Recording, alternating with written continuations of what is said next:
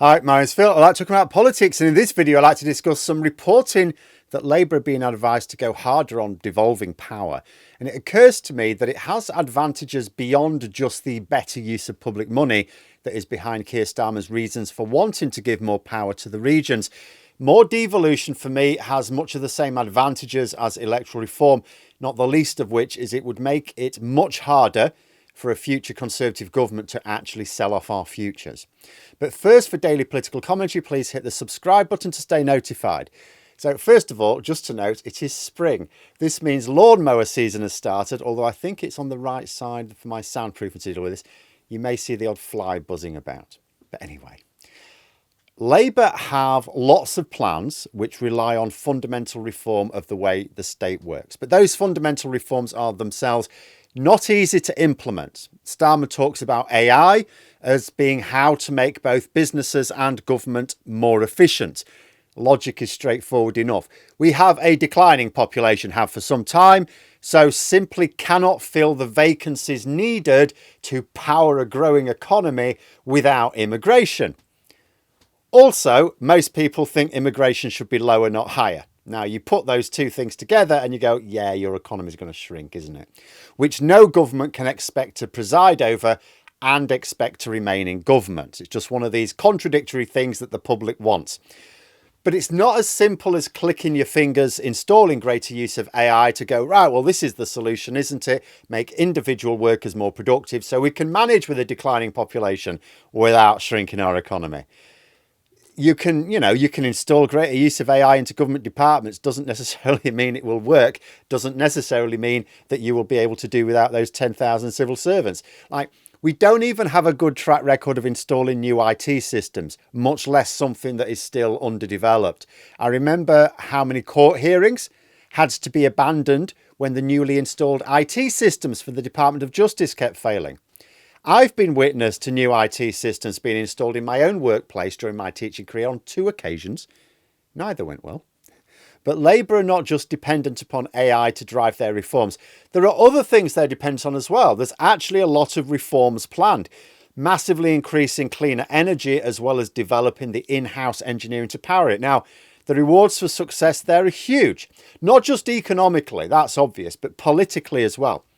If we can make a relatively quick transition towards a green economy, if we can get millions of jobs dependent upon industries built upon net zero, then the right-wing populists won't be able to touch it. And then the oil industry will be less inclined to give them money. Nigel Farage and Kemi Badenoch will have to look to some other sugar daddies, right?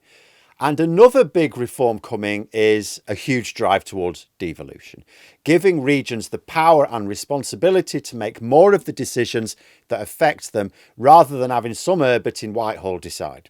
No offence to any Herberts in Whitehall, by the way. Sure, you're doing a great job, but maybe not best placed to decide what to do about the buses in Barnsley.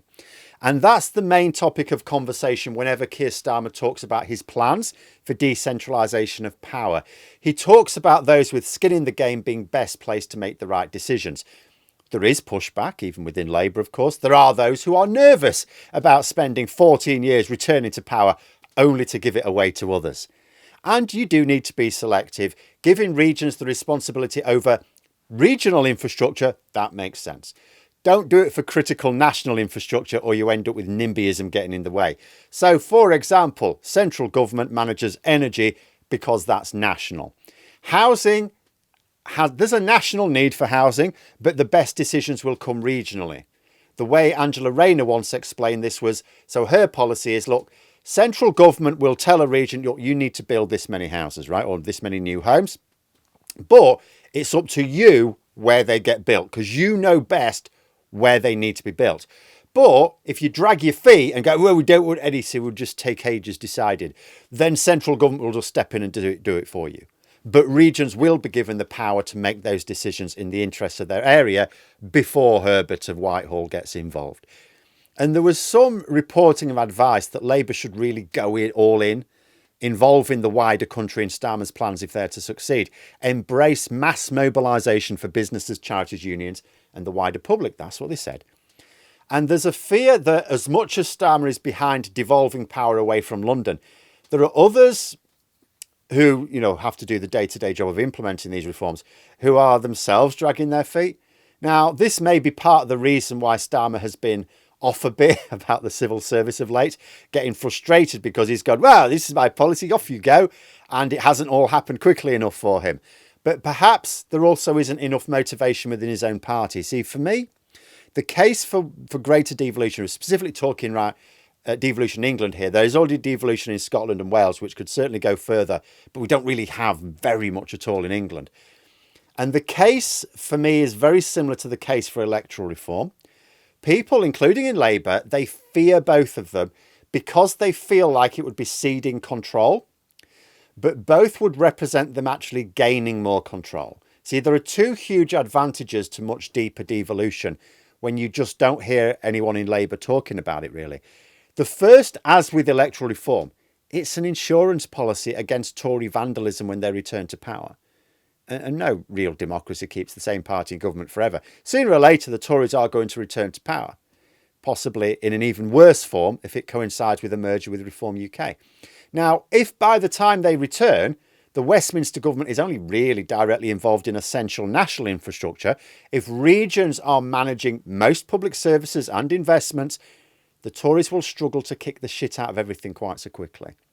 They'd have to begin by centralising power back into London.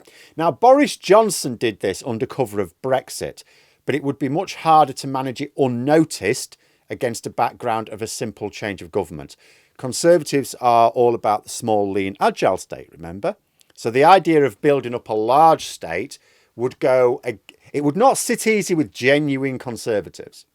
Electoral reform would still be a better insurance policy against this sort of Tory vandalism, but devolution works well as well.